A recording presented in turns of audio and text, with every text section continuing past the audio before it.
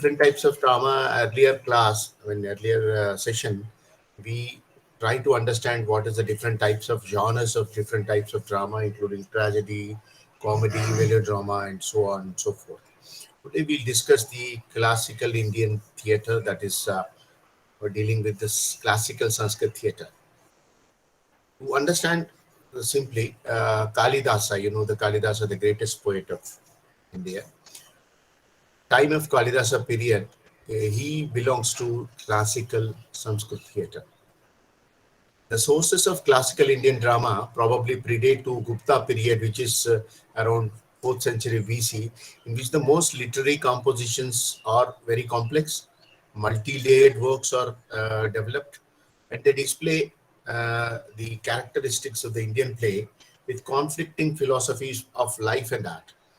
The dramatic philosophies of classical Indian theatre, they talk about life and as well as the art. That is the beauty of the classical Indian theatre. The earlier extant works are the fragments of the plays of the Buddhist playwright Asvaghosha. The resources which are available at the earliest works of classical Indian theatre is of a play written by Asvaghosha.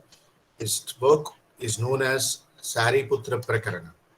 There are only fragmented parts are available. It was during the Gupta period that the drama emerged as a sophisticated form of public literature.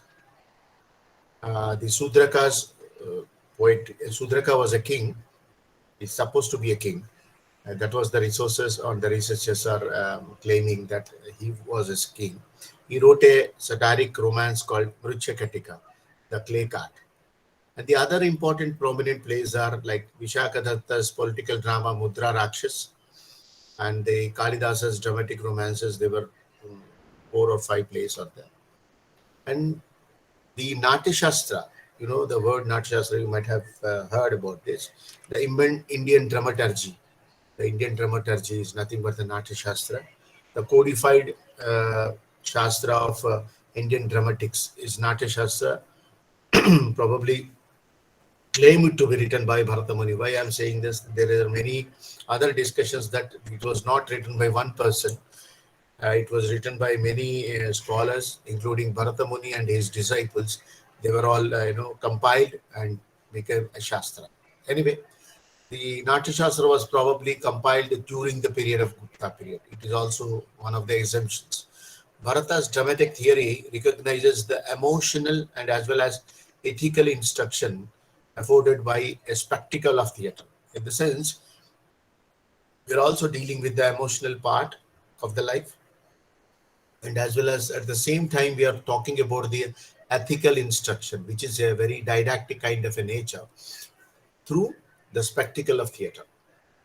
Like Aristotle, Bharata stresses the emotional satisfaction that spectators may enjoy through the action of drama, which we later call it as a rasasiddhi of the spectators.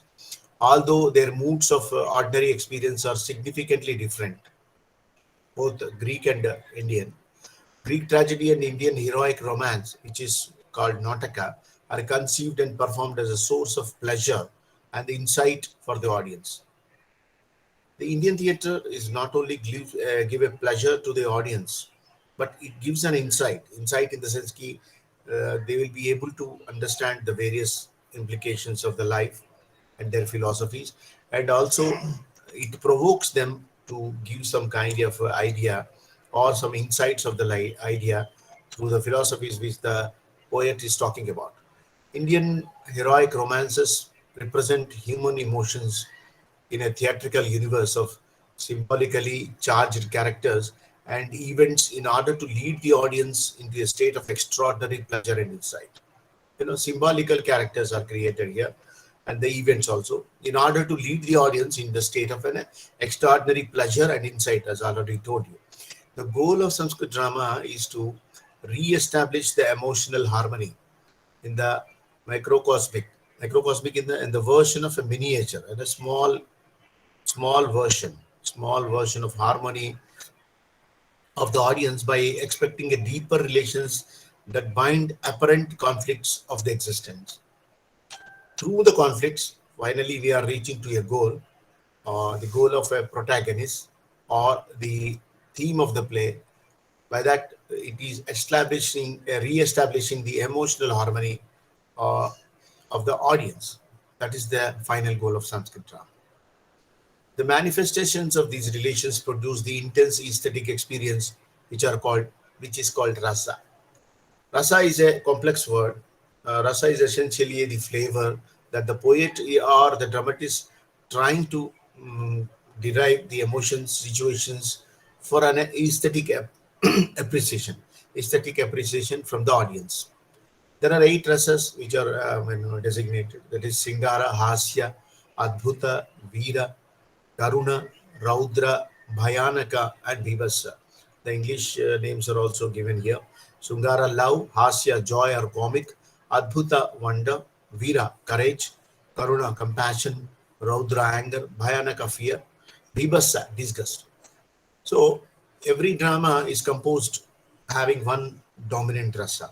In the sense that one drama will have a dominant rasa and the other rasas may be also there, which will be complementing to the main dominant rasa.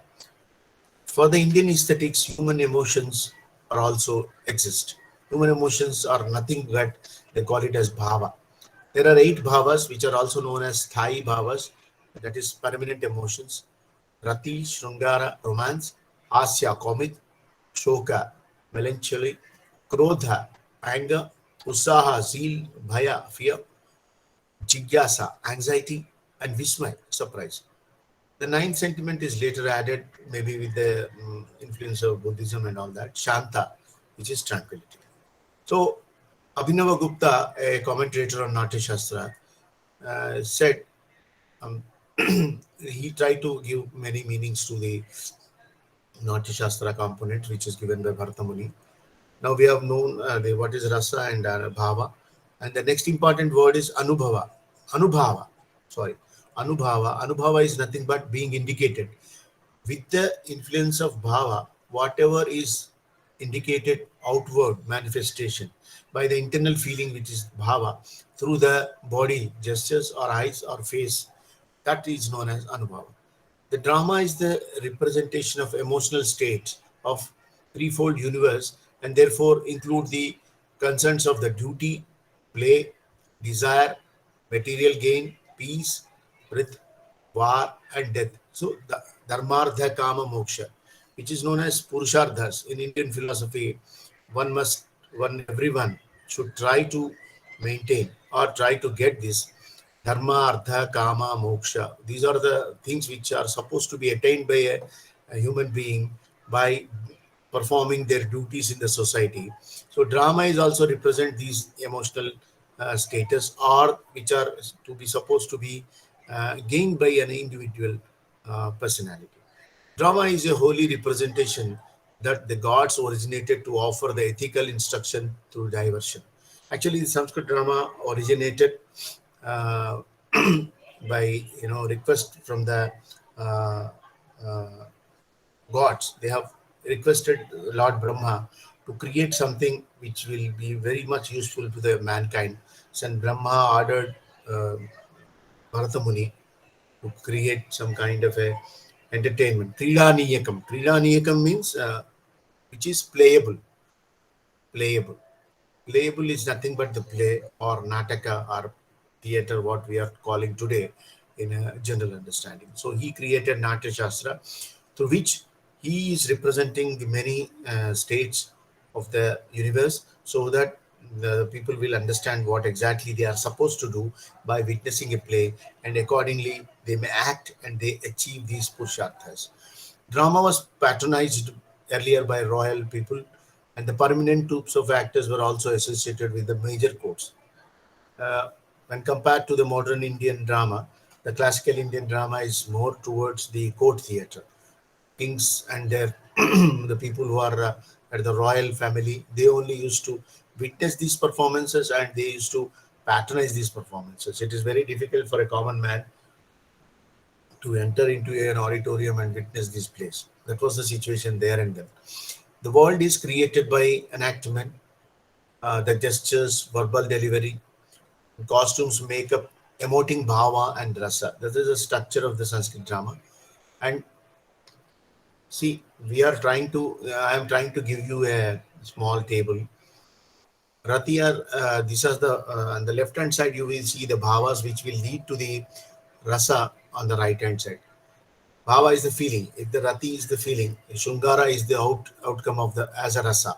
Hasa is the bhava here, and Hasya rasam is coming on the other side of that. Emoting this shoka, and it gives you karuna. Krodha, it will lead to raudra rasa. Usaha, it will lead to vira rasa. If it is a bhaya bhava, it will lead to bhibhatsa rasa. It is vismaya. If it is vismaya, it will lead to adbhuta rasa. This is the basic calculation which is given by Bharata. So to understand in a nutshell, I try to give that. As Miller, one of the scholar on Sanskrit drama, wrote, Bharata analyzes acting into four components. He also describes it, which is called as a Chaturvidha Vinaya. Chaturvidha means four. The acting to the body, which is named as Angika Vinaya, relating to the gestures and the movements. Acting through the speech, which is called Vachika Vinaya, relating to the voice intonation, recitation, and even singing. Third is the acting through accessories, that is Aharya Vinaya, such as makeup and costume, jewelry, property, attire. So, and acting through signs of emotion, which is very much important, which is the psychological aspect, which we to call it as in English. It is Satvika Vinaya, relating to the physical manifestations of emotional state, such as tears and so on and so forth.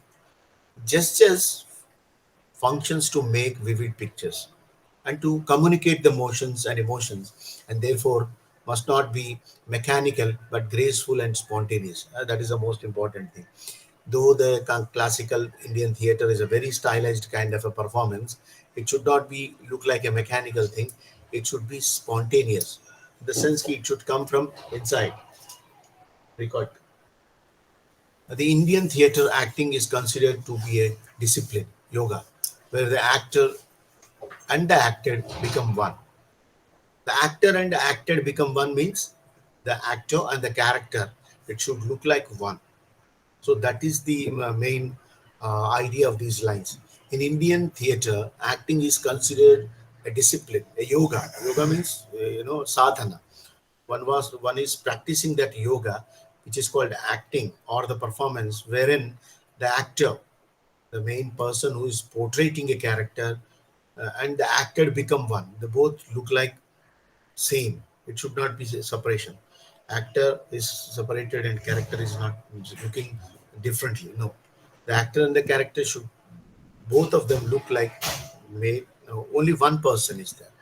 No actor is visible or no character is visible. Only a personality who's giving some kind of an expressions or some kind of debating some questions or playing a role or representing someone. That should be the idea, not the actor or the character. Both should you know amalgamate personality. That is the idea behind that. And then orders training, the hard training is essential for achieving the perfect abhinaya acting that can produce the aesthetic experience, that is rasa. There's a lot of discussion that rasa should be there within the actors or the audience.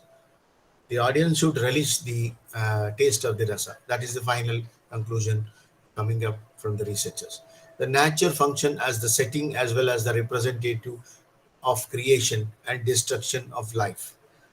The eight essential principles of empirical existence: air, water, earth, fire, weather, and the sun and the moon. The ritual sacrifices express the Shiva, Ardhanarishwara, the male and female, the Purusha and Prakriti, Shiva and Parvati. The, this is a philosophical kind of a thing which is talking about the structure of Ardhanarishwara. So there is an importance of male and female. That is the ultimate goal of the Indian theatre also. Whatever the poet is saying that one should not dominate the Purusha and Prakriti, that is Shiva and Parvati, that is male and female, which is a combination coming up as Ardhanarishwara, which preaches these kind of a philosophies. All the plays, if you see, there is a equal importance of the protagonist and as well as the female dominant character if you see the Sanskrit classical drama. Okay, these components are the basic tenets of Kalidasa drama or the in Indian classical theatre. The structure would be like the Indian drama begins with an invocation and a prologue, which is we call it as prastavana. Prastavana is like the starting point. The invocation of the recital of Nandi suggests the gist of the play. The Nandi means they introduce Nati and Sutradhara. These two characters will be coming on the stage and they will give you a just gist of the play. They talk about the main theme of the play. The prelude may begin with a brief allusion of poet's literary attainment, his genealogy, and etc. The Sutradhara comes and talks about Kalidasa. Who wrote this play? Bhavabhuti, Kalidasa, Bhasa, and what is his achievements, and all that things will be discussed. And even the names of the character. He announced the names of the characters. Look, Lord Rama is coming. Let us see what he is going to talk, what he is going to say. So all these things, entries and exits. There will be some entry songs also, and they'll be using a curtain called Yavanika, a half curtain. With every half curtain, the character behind that, the character will be entering, and later the character will be revealed. Character is not suddenly revealed on the stage. They will be using a curtain called Yavanika, a half curtain. The prelude makes a transition to the action of drama itself. The shifting of rhythms give away to dialogue, poetry, and action. Mostly the classical Indian theatre, which is written both in poetry and prose, and also some lines, and it will lead to some kind of an action also. This is also sets the zones on the stage that represent the different realms of the dramatic universe. In a sense, one place is designated and a different locale, and with the lines, with the songs, with the indication of the Sutradhara itself, you can designate the stage areas, which is creating different realms of dramatic universe. The whole matter is well determined and divided into acts and scenes. In last class also we have discussed what is acts and scenes. Each play is divided into acts, and acts are again divided into different kinds of scenes. An act must not be too long and should be full of rasa. So it should not be too long, because if it is too long, the interest of the to sustain the interest of the audience, it will be very difficult. The play should not end with a benediction or a prayer. Bharatavakya. Every play will end with the Bharatavakya. And the beauty of the Indian Sanskrit theatre is that there is no concept of tragedy in this. So uh, the very hopeful kind of an ending will be given in that. The language used by the hero and the higher character is classical Sanskrit, while the female and the other minor characters speak in different Prakritic dialects. The two kinds of language are used in Sanskrit drama. When the when the main protagonist like Rama, who speaks only in Sanskrit, while the other characters, lesser important characters to protagonists, they will speak in a minor language, which is called Prakriti, which is a dialectical version. The plot should not be drawn from the real life. The plot should be drawn from the real life. The hero must be ministerial rank or a Brahmin. The heroine may be a maiden or of a noble family or a courtesan, and the character to be represented should be a celestial as well as human. Why this kind of a classification is given? So why a plot is drawn from a real life? Why hero is to must be become a very high kind of a social strata? That should be understood. Why not a common man? So why they have taken only kings and higher level, ministerial level rank for the hero?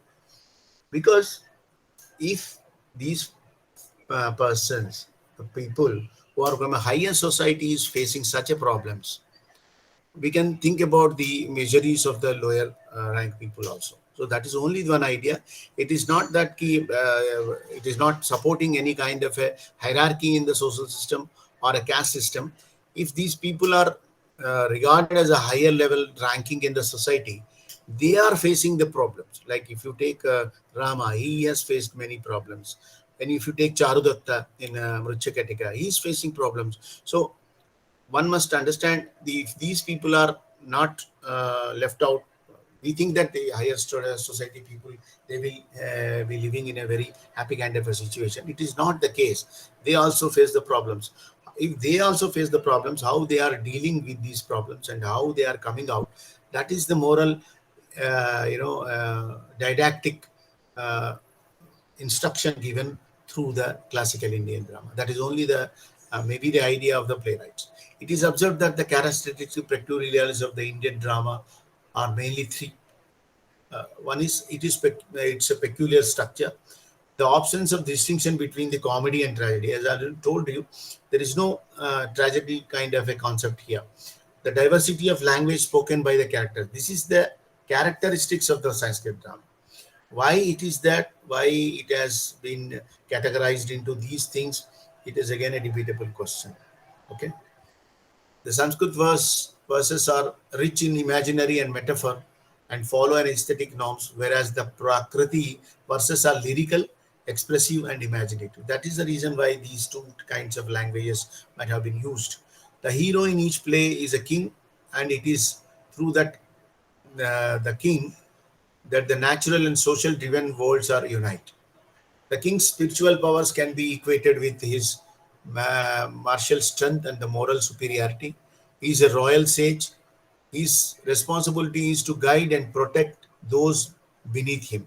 So that might be the kind of idea which the hero is coming from a higher kind of a society.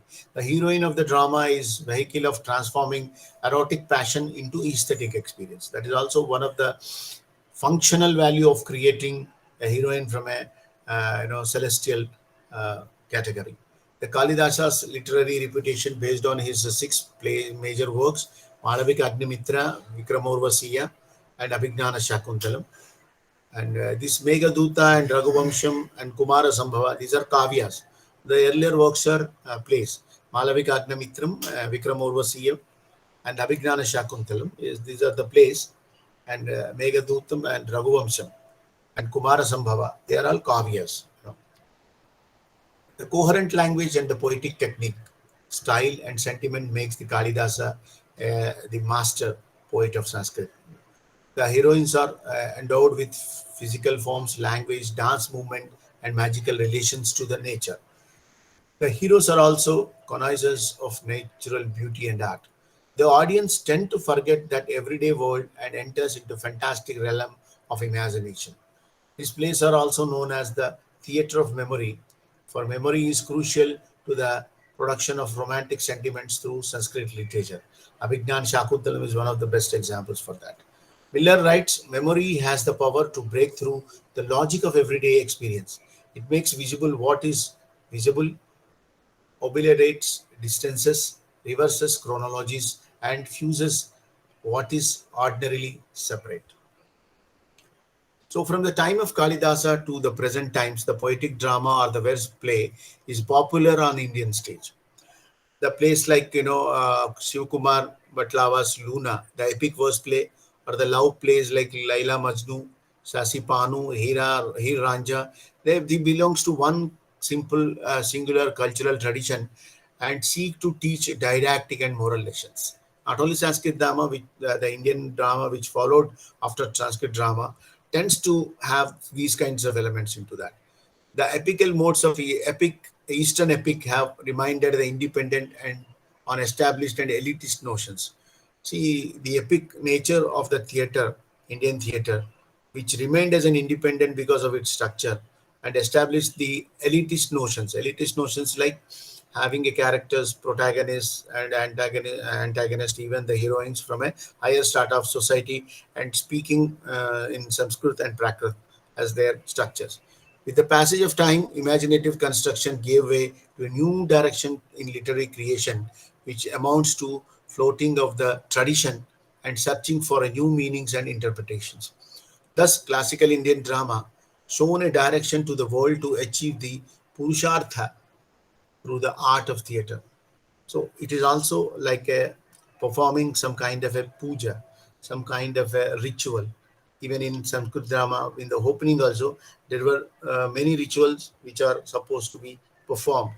They pray for different gods for the success of the play. They invite Lord Indra to be there to protect the entire team or the entire play from the any other evil forces and all that. So it is also like a puja. It is not only a performance, which you can also see in some of the Indian folk theatre performances today, even today, that is carried out, which has taken a path from the classical Indian theatre. So that's all, and I hope uh, these things are very clear to you people. And if at all you feel any doubts, if you would like to ask something,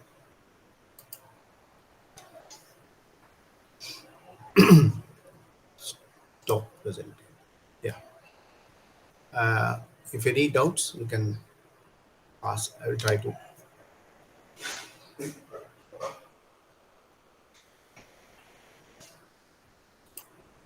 And I would like to submit that many learners are giving me messages asking about the counseling and sessions. Till the date, the university has not allowed the face to face kind of an interaction. As soon as the university takes the decision, I will inform the concerned RCs and my colleagues who joined as an academic counselors with me, like Hira and Elambarti sir and Elango and many others. And I will give the schedule, and according to schedule, you will be provided the counseling classes.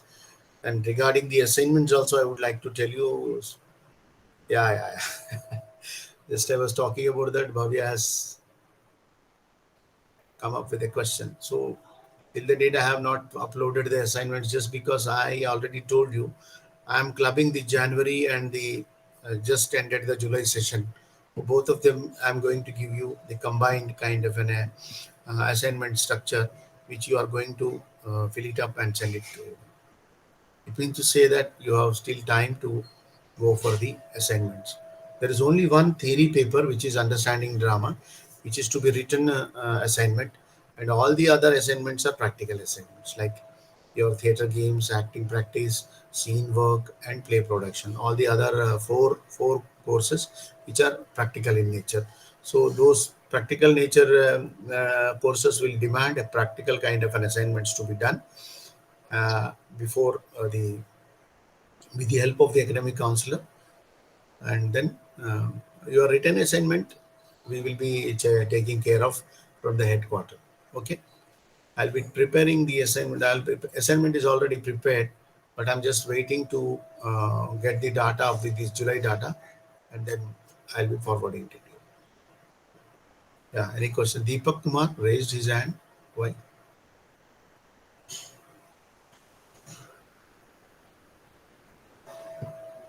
Hello. Yeah.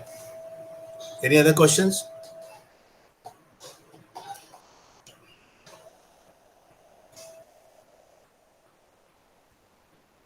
Okay.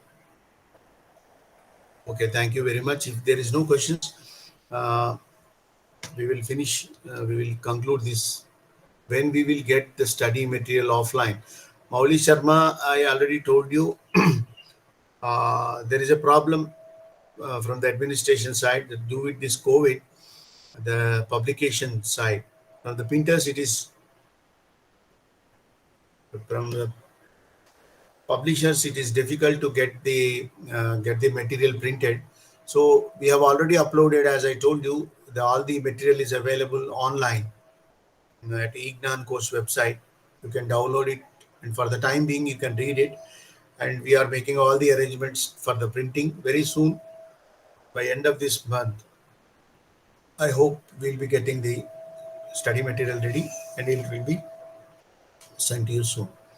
Offline classes के बारे में मैंने अभी बताया था कि मैं यही बोल रहा था कि अभी हमारा ऑनलाइन जो counselling sessions face to face वाला यूनिवर्सिटी ने अभी अप्रूव नहीं किया है ड्यू टू कोविड के वजह से। कोविड के जो नियमों के अनुसार अगर हमारा खुल जाता है तो आप हमारे साथ प्रोग्राम स्टडी सेंटर में आके आपके जो ऑफलाइन क्लासेस के लिए आप ज्वाइन कर सकते हैं।